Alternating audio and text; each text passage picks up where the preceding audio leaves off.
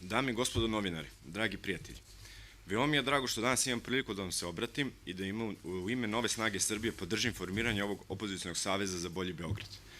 Svi smo svedoci kako naš grad se sistematski uništava. Znači, tu nema poente pričati i možemo pričati 3 dana šta nije dobro. I krajnje vreme da se tome stane na put. Zato smo odlučili da prihvatimo poziv naših prijatelja iz Srpskog pokreta Dveri na saradnju i zajedničku borbu protiv ovog trulog sistema. Samo novi ljudi koji do sada nisu ni na koji način učestvovali u uništavanju ovog grada mogu da donesu promene koje su neophodne da bi naš Beograd ponovo zasio punim sjajem. Zato pozivamo sve Beograđane koji istinski vole Beograd da nam se pridruže u ovoj borbi i da svi zajedno izborimo za Beograd po meri svih njegovih građana.